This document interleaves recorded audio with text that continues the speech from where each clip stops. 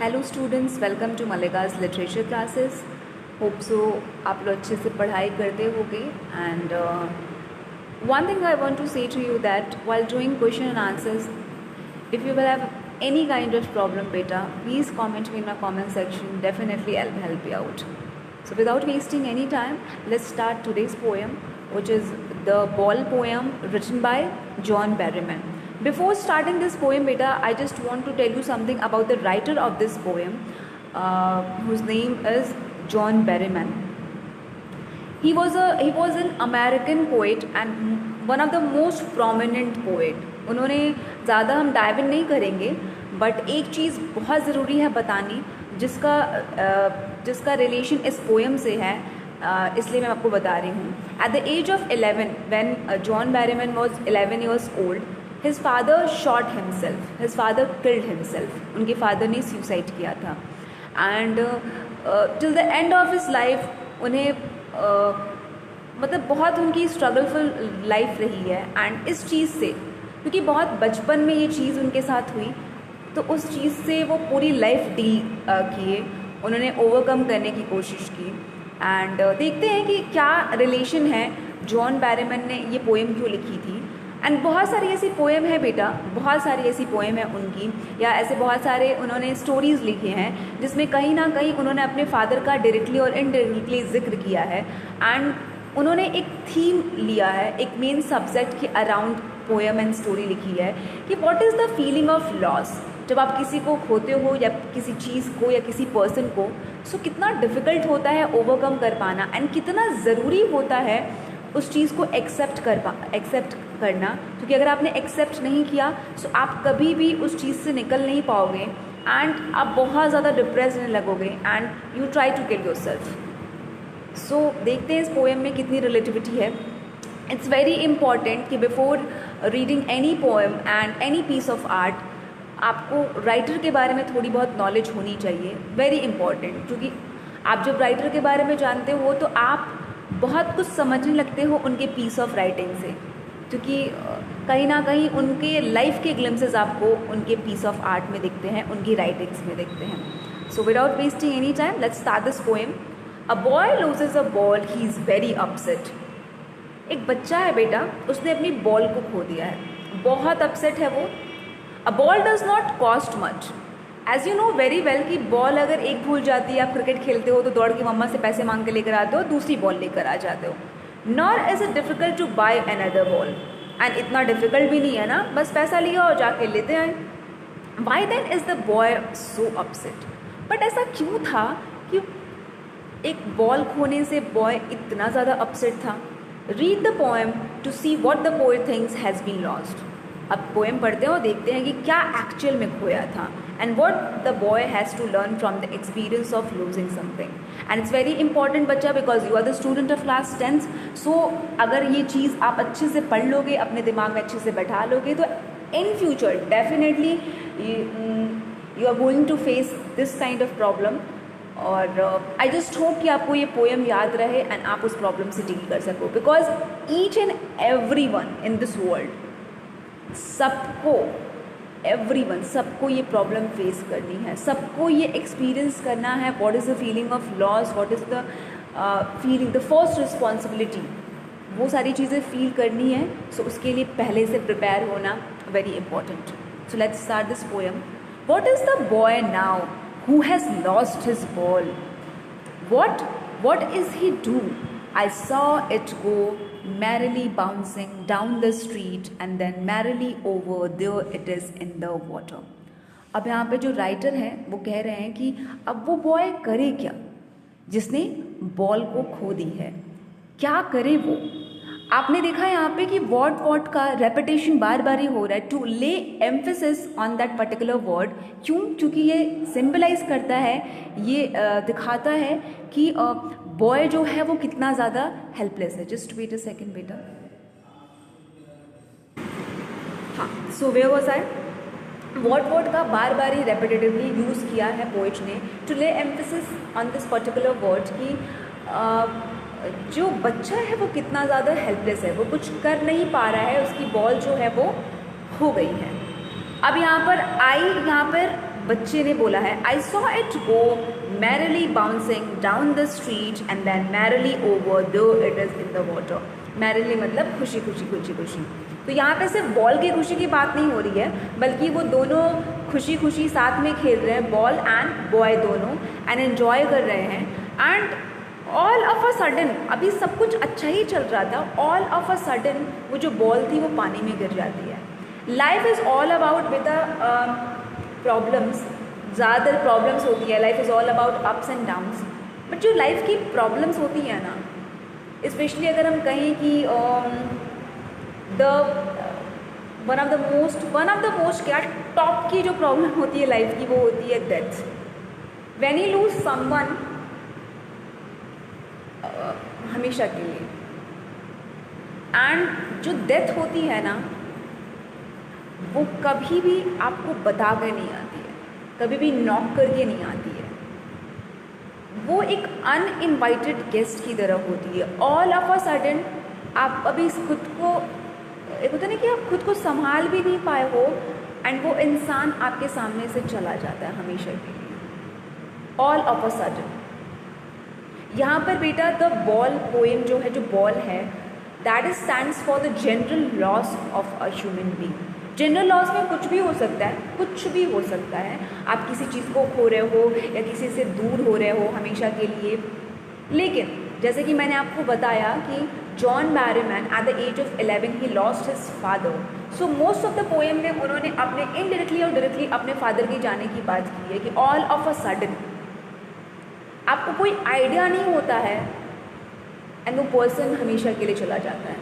सब कुछ अच्छा चल रहा है, खुश हो आप, एंजॉय कर रहे हो आप, and all of a sudden that person is gone. That is also forever, हमेशा के लिए। यहाँ पर बॉल, अगर हम सरफेस मीनिंग की बात करें, तुरंत अभी अच्छे से खेल रहा था, हार्बर के पास था, एंजॉय कर रहा था, and all of a sudden वो बॉल पानी में गिर जाती है। No use to say O there are other balls. An ultimate shaking grief fixes the boy, and he stands rigid, trembling, staring down all his young days into the harbor where his ball went.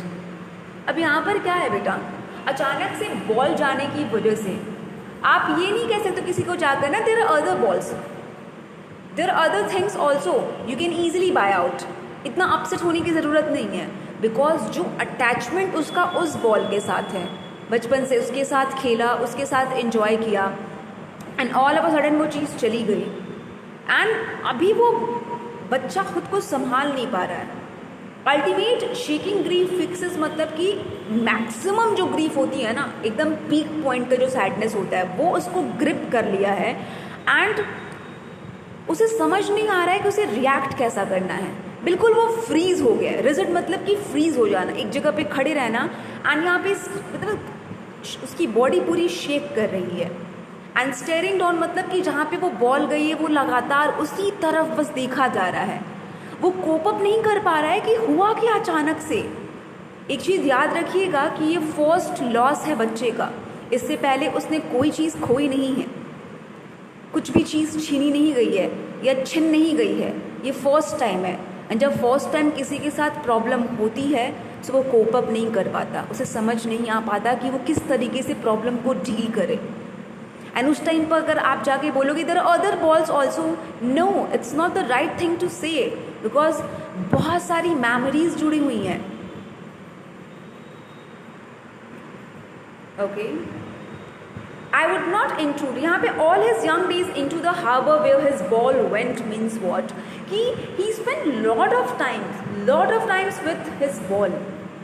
On the other hand, if we are talking about deeper meaning, so उस person के साथ बहुत सारे वक्त बिताए हैं, and all of a sudden उसका चले जाना, and किसी का आके ये कहना कि there are lots of people in your life, it's okay to lose someone, it's not the correct thing। Specially उस टाइम पर कहना जिस टाइम पे अचानक से उसके साथ वो चीज़ हुई है। I have seen lots of persons बेटा, lots of person, if someone loses someone at the time of death, जिस टाइम पे वो सिनेरियो चल रहा है, बहुत सारे रिलेटिव्स जाते हैं उस बच्चे से, कहते हैं कि बेटा there are lots of person जिसने अपने फादर को लूज़ किया, there are lots of person जिसने मदर को लूज़ किया है, तुम भी संभाल लोगे खुद को. No, it's not the correct thing to say, especially that particular time. Just give him her time. उन्हें स्पेस चाहिए. आप ये नहीं कह सकते हो कि दूसरे लोग हैं, दूसरे लोग भी उतने ही प्यार करते हैं, बिकॉज जो मेमोरीज, जो लव, जो इमोशनल अटैचमेंट उस पर्सन के साथ था, शायद वो कभी भी फॉर्म ना हो पाए. सिमिलरली जो बॉल के साथ उसने इंजॉय किया था, एक कनेक्शन फॉर्म किया था, चाहे वो एक नॉन लिविंग थिंग ही क्यों ना हो. आप मनी से आप चीज़ें खरीद सकते हो, इमोशंस, लव, अटैचमेंट कभी भी नहीं खरीद सकते हो. और यहाँ पर भी पोइट यही चीज़ कहना चाह रहा है. अगर आपने जॉन बैरीमैन के बारे में नहीं पढ़ा होता कि उनके फादर ने खुद को मार लिया था, तो शायद आप इस पोएम को बहुत बेहतर तरीके से नहीं समझ पाते. इसीलिए that is the reason that मैंने ये मेंशन किया कि उन्होंने at the age of 11 is a very little age बेटा. ऑल ऑफ अ सडन अगर किसी बच्चे को पता चले कि not because of natural disaster, not because कि एक नेचुरल क्लैमिटी आई और उसकी वजह से जान चली गई, या किसी बीमारी की वजह से जान चली गई, he shot himself. So it was just a big deal for him. And वो चीज़ एक्सपीरियंस के साथ वो इस पोएम में बोल रहे हैं कि अगर कोई चीज़ कोई खोता है, किसी पर्सन को कोई खोता है, don't go to him and say to him that ki it's okay, it's not a big deal, there are other persons also, there are other balls also. Okay, I would not intrude on him, a dime another ball is worthless. अब यहाँ पर एक चीज़ है बेटा, lots of person try to intrude in your life. Intrude means what? कि आप unwelcome हो कहीं पर जाने के लिए, आप uninvited हो और किसी के लाइफ में आप इंटरफेयर करके घुस रहे हो. सो यहाँ पर क्या कह रहा है पोइट, ये कहना चाहता है कि आई नो कि उस बच्चे ने बॉल खोया है, and I am very sympathetic towards him, but give him space. कुछ वक्त तक उसके पास मत जाओ. अ डाइम मतलब जैसे हमारे यहाँ पैसा होता है बेटा, यूएस की, यूनाइटेड स्टेट्स ऑफ अमेरिका की करेंसी है, 10 सेंट्स को मिलाकर एक डाइम होता है. ठीक है, सेंट्स मतलब कि पैसे. सो 10 पैसे को मिलाकर एक डाइम होता है. सो आप देख रहे हो कितना लिमिटेड मनी है, मतलब बहुत ही कम, एकदम कुछ भी नहीं है मनी. आप आराम से एक बॉल को खरीद सकते हो, बट कोई फ़ायदा नहीं होगा, इज़ वर्थलेस. क्योंकि जो फीलिंग, जो हैप्पीनेस वो बॉल प्रोवाइड करता था, दुनिया का कोई भी बॉल प्रोवाइड नहीं कर पाएगा. यहाँ पे पोएट उसके पास क्यों नहीं जाता है कि टू मेक हिम अंडरस्टैंड कि it's not a big deal, because he new very well कि उसे सीखना बहुत ज़्यादा ज़रूरी है. उसे स्पेस चाहिए, उसे एक टाइम चाहिए. At some point of time each and every one learn. लोग सीख जाते हैं बच्चा, एवरी वन, बट उसके लिए उन्हें वक्त चाहिए होता है, और वो वक्त लोग नहीं देते हैं, सोसाइटी नहीं देती है. And this is the reason that यहाँ पर पोइट ने ये चीज़ क्यों कही है कि गिव हिम स्पेस. मैं चाहूँ तो जाके उसे समझा सकता हूँ, चुप करा सकता हूँ, बट मैं चाहता हूँ कि इस लॉस को वो अंडरस्टैंड करे, समझे कि एक्चुअली में क्या हुआ है, कोप अप करने की कोशिश करे. एंड जब फाइनली वो अंडरस्टैंड कर जाएगा, सो वो ग्रो कर जाएगा, वो मूव ऑन कर जाएगा. बट अचानक से जिस वक्त उसने लूज़ किया है कोई चीज़, वो भी इतनी इम्पॉर्टेंट, अचानक से इंट्रूड करना, अनवेलकमली जाना वहाँ पे, अनइनवाइटेडली जाना वहाँ पर, एंड उसे समझाने की कोशिश करना, कहीं ना कहीं वो चीज़ वो नहीं समझ पाएगा. इंसान अपनी गलती से सीखता है, अपने एक्सपीरियंस से सीखता है. सो इसीलिए वो इंट्रूड नहीं करते हैं, एंड वो वक्त देते हैं कि वो रो ले, वो परेशान हो, वो अपसेट हो जाए. बिकॉज जब ये सारी चीज़ें हो जाएंगी तो वो सेकेंड स्टेज पे जाएगा. जब ग्रीफ बहुत एक्सट्रीम एज पे पहुंच जाता है, एक्सट्रीम पीक पे पहुंच जाता है, तब आती है वहाँ पर एक्सेप्टेंस. तब वो एक्सेप्ट करेगा कि I just can't do anything about it, this is the fate, this is the destiny, we just can't do anything about it, we are just puppet in the hands of destiny. हम कुछ नहीं कर सकते हैं. And जब तक हम अपनी लाइफ में हैं तब तक हमें सर्वाइव करना है और हमें जीना है. So this is called life. At some point of time everyone has to lose someone. अगर आज नहीं खोया है आपने, तो in future definitely you will gonna lose someone. So यहाँ पर इंट्रूड इसलिए नहीं करता है कि वो सीखे, वो समझे कि उसने अभी क्या फील की है. Now he senses first responsibility in a world of possessions. सबसे पहली चीज़ उसने क्या सीखी? The sense of responsibility. If you have someone, if you possess someone, if you possess something, so आप कहीं ना कहीं उसके टूवर्ड्स रिस्पॉन्सिबल होते हो, कि एक कहीं ना कहीं एक प्रोटेक्टिवनेस जुड़ जाता है कि नहीं, इस चीज़ को बचाना है, इस चीज़ को प्रोटेक्ट करना है. यू हैव पेरेंट्स ना, सो कहीं ना कहीं आपको ऐसा लगता है ना कि अगर उनके साथ प्रॉब्लम होगी तो हम प्रोटेक्ट करेंगे उसे. तो एक प्रोटेक्टिवनेस की फीलिंग जो होती है उनके टूवर्ड्स आती है, चाहे वो चीज़ हो चाहे वो इंसान हो. तो सबसे पहली बार जो बच्चे ने क्या सीखा होता है, वो ये सीखा होता है कि sense of responsibility. If you lose someone, so आप बहुत ज़्यादा कॉन्शियस हो जाते हो कि अगली बारी आप लूज ना करो किसी को या किसी चीज़ को. वो खेल रहा है, एंजॉय कर रहा है, बच्चे को पता नहीं है कि what is the meaning of loss, and all of a sudden he loss something, and that time he came to know, उसे पता चलता है कि लॉस क्या होता है, खोना क्या होता है. एंड खोने के बाद जो इमोशन फील करता है इंसान, सैडनेस का, वो अपसेटनेस का, वो एक पेनफुल एक्सपीरियंस जो फील करता है, उसे तब पता चलता है कि that is the meaning of loss. And then उसके बाद वो क्या सीखता है, sense of responsibility. In world of possession, मतलब कि इस दुनिया में ना हर कोई ना बहुत सारी चीज़ें पॉजेस करता है, गाड़ियाँ, किताबें, घर, बंगला, व्हाटएवर, ठीक है ना. जो ये मटेरियलिस्टिक वर्ल्ड है, इसमें बहुत सारी चीज़ें वो पॉजेस करता है या ओन करता है. People will take balls and balls will be lost always, little boy.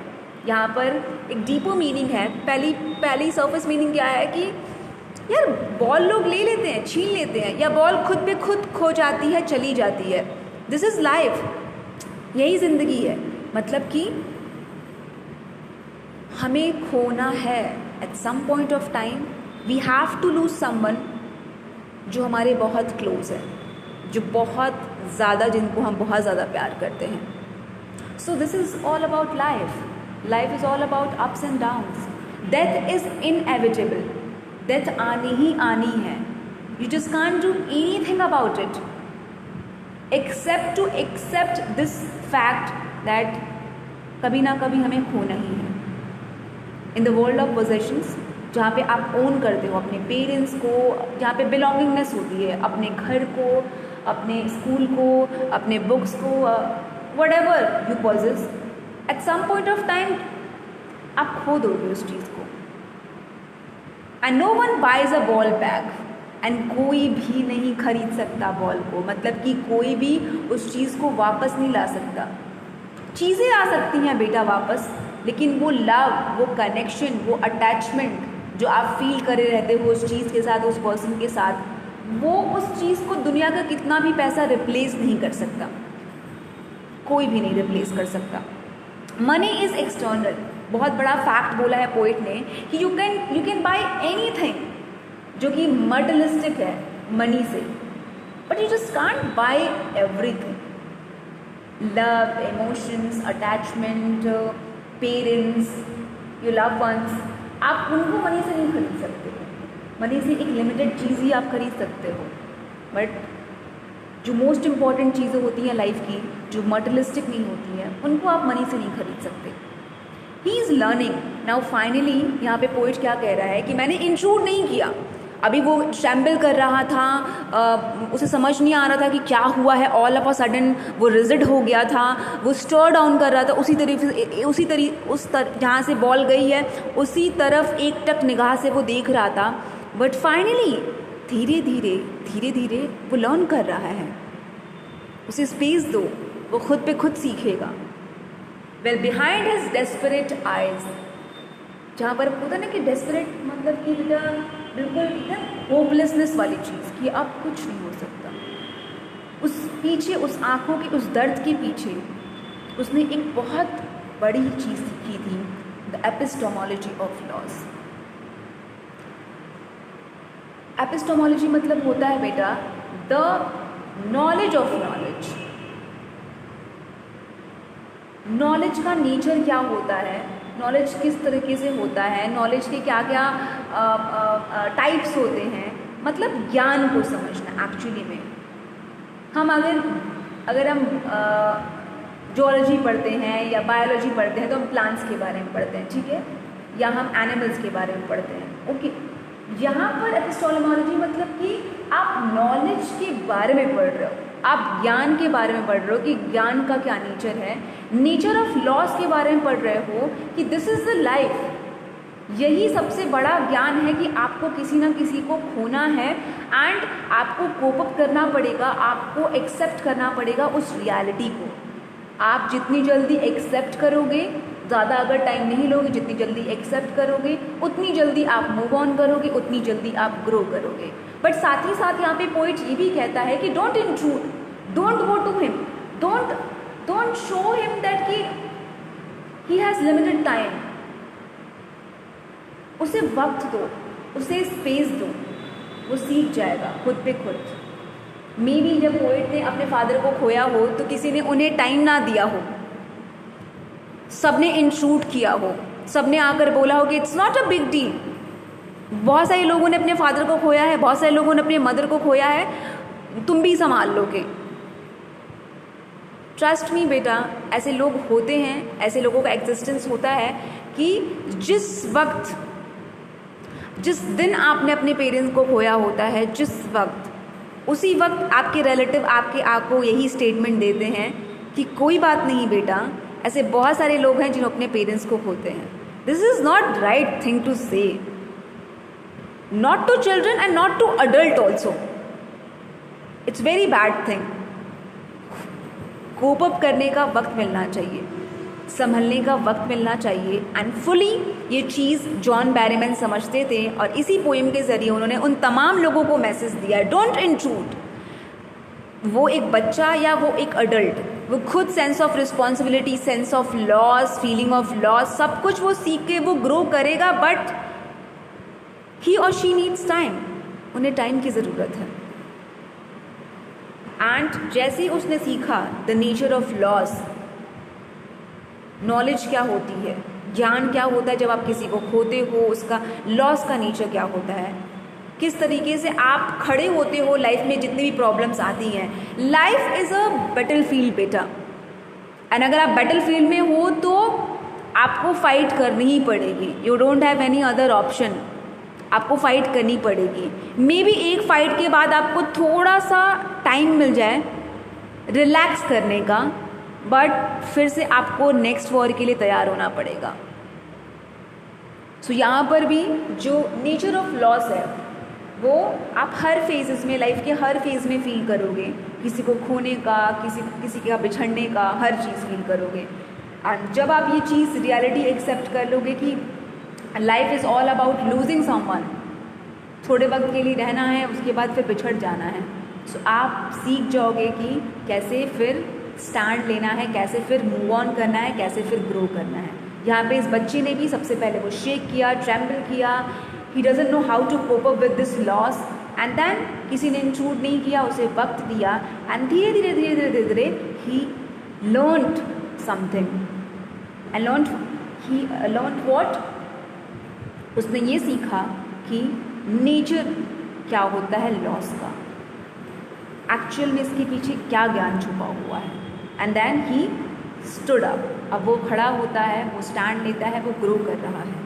Knowing what every man, और उसने क्या सीखा, मोस्ट इम्पॉर्टेंट जो लेसन उसने सीखा पूरा at the end of the day, जिस दिन उसने बॉल खोया था, कि knowing what every one must, knowing what every man must one day know. उसने क्या सीखा कि वो चीज़ सीखी जो हर इंसान सीखने वाला है अपनी लाइफ में, हर इंसान।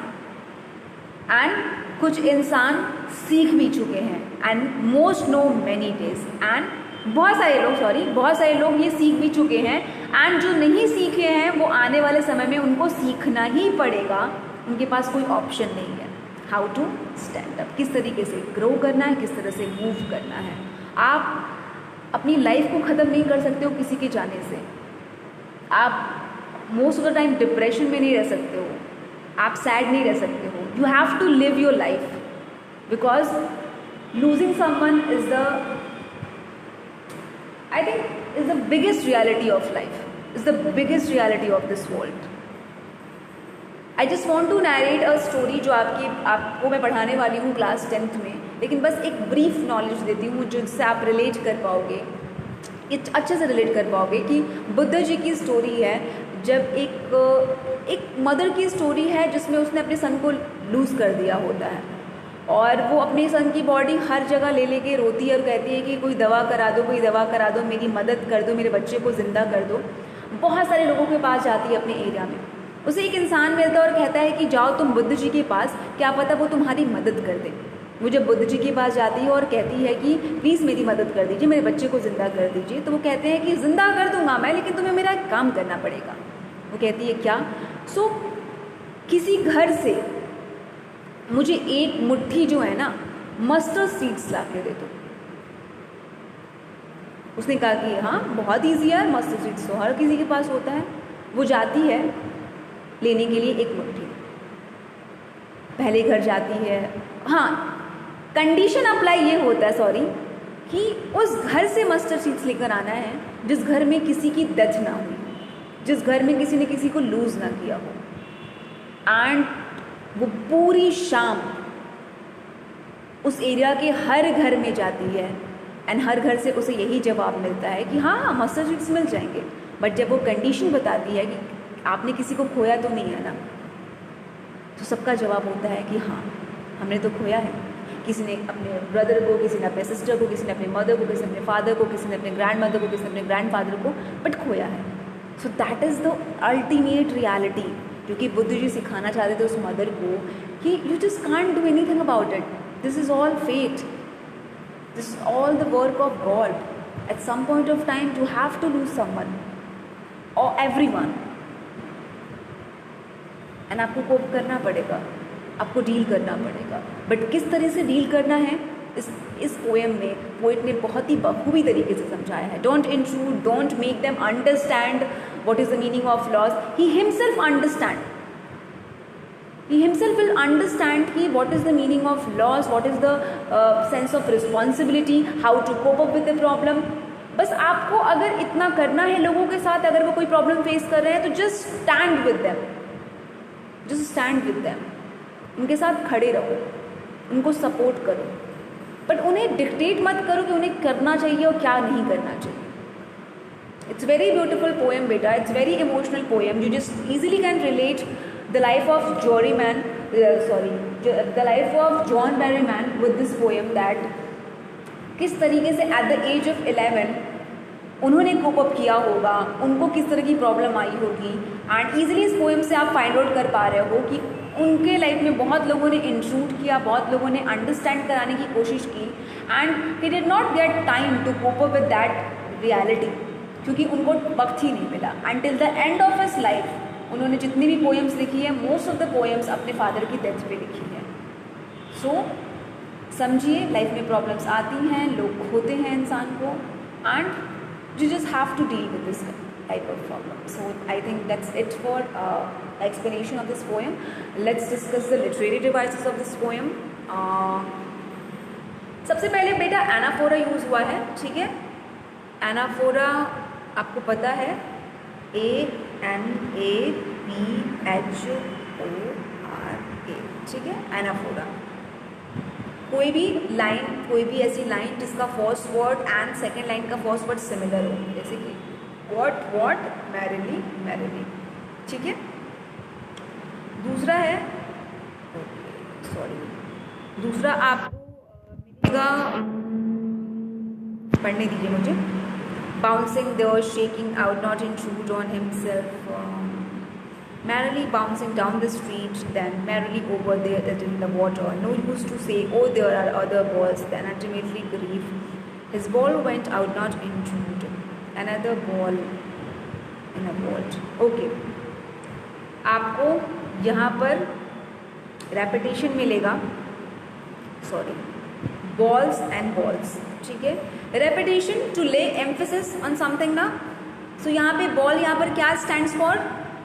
General loss of a human being.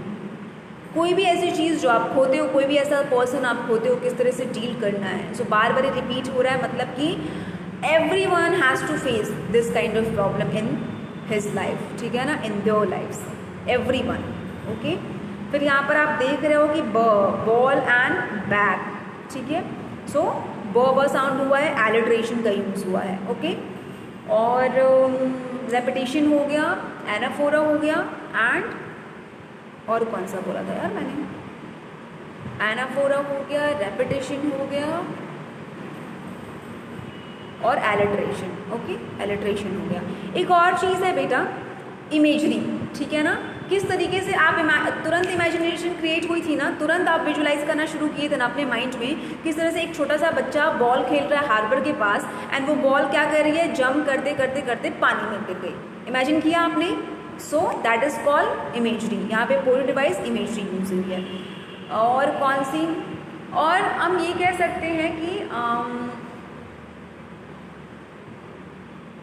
Symbols का बहुत ज़्यादा यूज़ हुआ है, सिम्बॉलिकल मीनिंग्स का बहुत ज़्यादा यूज़ हुआ है। मतलब कि बॉल अगर सरफेस मीनिंग बता रहा है कि एक छोटा सा गेंद बच्चे का गुम गया है, सो उसकी सिम्बॉलिकल मीनिंग क्या है, उसकी डबल मीनिंग क्या है, उसकी दूसरी मीनिंग क्या है कि कोई भी चीज़ खो जाना, कोई पर्सन का खो जाना, किसी चीज़ का खो जाना। सो यहाँ पे डीप मीनिंग क्या बताया है कि if you lose someone because of death, so यहाँ पर ये चीज़ बताइए, यहाँ पे सिम्बॉलिकल मीनिंग यूज़ हुई है। तो कौन कौन से पोएटिक डिवाइसेस यूज़ हुए हैं, सबसे पहले एलिट्रेशन, ठीक है, उसके बाद यूज़ हुआ है इमेजरी, उसके बाद symbols, anaphora, spelling note down कर लीजिए बेटा, क्योंकि मेरी राइटिंग आप लोगों को समझ में तो आती नहीं होगी। IMAGERY, imagery. इमेजरी क्या होता है, जब कोई ऐसा पोएम में लाइन चल रहा है या स्टोरी में लाइन चल रही है जो आपके मन में इमेज को क्रिएट कर रहा है, आपके माइंड में इमेज को क्रिएट कर रहा है, आप तुरंत विजुअलाइज करना शुरू कर दिए हो, सो वहाँ पर होगा इमेजरी। सिंबल्स, अगर कोई वर्ड है, कोई पोएम है या उसमें कोई सेंटेंस यूज़ हो रहा है या कोई वर्ड यूज़ हो रहा है जिसकी 2 डिफरेंट मीनिंग्स जो है पोएट बताने की कोशिश कर रहा है, डीपर मीनिंग भी और सरफेस मीनिंग भी, तो वहाँ पे सिंबल्स का यूज़ होता है। एंड एनाफोरा मतलब कि जब कोई वर्ड है वो पहले से, मान लो कोई सेंटेंस है जो वर्ड से शुरू हो रहा है, सेकंड भी वर्ड से शुरू हो रहा है, थर्ड भी वर्ड से शुरू हो रहा है, या एंड से शुरू हो रहा है, एंड, तो कोई भी ऐसा वर्ड जो मोर देन 1 टाइम हो, वहाँ पे एनाफोरा यूज़ हो रहा है। 5 पोएटिक डिवाइसेस प्रोमिनेंटली यूज़ हुए हैं इस पोएम में, anaphora, symbols, imagery, alliteration and repetition. I know मैंने आप लोगों को प्रॉमिस किया है कि मैं एक वीडियो डालूंगी जो बेसिकली डिपेंड करेगा, बेसिकली जो होगा is all about poetic devices. ज़रूर डालूंगी मैं, टाइम नहीं मिल पा रहा है मुझे, but definitely I will upload it, don't worry about it. So that's it for today. And before ending this video, जैसा कि मैं हमेशा कहती हूँ कि हर पोएम कुछ ना कुछ सिखा कर जाती है, सो you have to learn 2 things. I think already you have learned while reading this poem. The first thing is that you have to lose someone at some point of time because death is inevitable. वो आनी ही आनी है. You just need to cope up with this loss and move on or grow up. Because अगर आप इस दुनिया में हो तो आपको जीना ही पड़ेगा. You don't have any other option. And अगर आप खुशी खुशी जियोगे तो शायद ज़िंदगी थोड़ी आसान हो जाए. I know it's very easy to say, because अगर आपने किसी को खोया it's very difficult, it's too tough, but just try करो, धीरे धीरे ट्राई करो, कुछ ना कुछ तो बेटर होगा ही होगा. And the second thing is that if your friend और योर कलीग, या अगर आप जिनके साथ पढ़ रहे हो या जो भी, अगर उन्होंने किसी को लूज़ किया है, डोंट इंट्रूड, उनको वक्त दो, उनको स्पेस दो. If someone is dealing with some kind of problem, especially dealing with some kind of loss, कुछ भी लॉस हो सकता है, किसी को खोने का, किसी चीज़ को खोने का या किसी इंसान को खोने का, जस्ट गिव हिम और हिज स्पेस. थोड़ा सा स्पेस दो. अब ये नहीं कि बिल्कुल बात करना बंद कर दो, स्पेस दो, सो दैट कि वो खुद से सीख पाए कि वो चीज़ क्या एक्चुअल में उसके साथ, वो चीज़ मतलब हुआ क्या है उसके साथ. एंड जब वो धीरे धीरे कोप अप करना सीखेगा, then go to him and just stand with him. खड़े रहो उसके साथ, उसे फुली सपोर्ट करो, बट समझने उसे दो कि एक्चुअली में हुआ क्या है. बिकॉज अपनी अपनी लाइफ की प्रॉब्लम सब खुद डील करते हैं. किसी के लाइफ में इंटरप्ट करने की ज़रूरत नहीं है, इंटरफेयर करने की ज़रूरत नहीं है. And don't use these kind of statements and make your parents also understand that कि don't use these kind of statements कि it's not a big deal, everyone loses something or the other or someone or the other. It's not the correct thing, especially at that particular time जब उसने कोई चीज़, किसी person ने किसी को lose किया हो या किसी चीज़ को लूज़ किया हो, क्योंकि वो इतना पेनफुल एक्सपीरियंस होता है कि अगर आपने किसी को अगर नहीं खोया है अभी तक तो आप नहीं समझ सकते कि वो कितना पेनफुल होता है. एंड अगर आपने समझ लिया है तो मुझे समझाने की ज़रूरत नहीं है कि आप किस तरह से उस पर्सन को डील करोगे, because you have already understood. जैसे कि जॉन बैरेमन ने समझा और इस पोएम के थ्रू समझाया. तो अगर किसी ने किसी को खोया है, they show more empathy than sympathy. उस जगह पे रह के वो सोचेंगे कि वो क्या फील कर रहे हैं, क्योंकि उन्होंने भी वही चीज़ फील की है, ना कि सिर्फ ऊपर से उन्हें समझाने की कोशिश करेंगे या उन्हें समझने की कोशिश करेंगे. आप समझने की कोशिश कर सकते हो, लेकिन वो पेन नहीं फील कर सकते हो जो उन्होंने फील किया है उस इंटेंसिटी के साथ. सो आई जस्ट होप कि आप लोग अपने लॉस के साथ डील करना सीखो. एंड अगर आपने लॉस अभी आपने किसी को लूज़ नहीं किया है, तो सामने वाला अगर बंदा, आपके जानने वाला बंदा, अगर वो इस चीज़ को फील कर रहा है, so just be with them, just be with them, बस खामोशी के साथ. I think that's it for today. Just take care of yourself and try to be more human every day. Bye bye.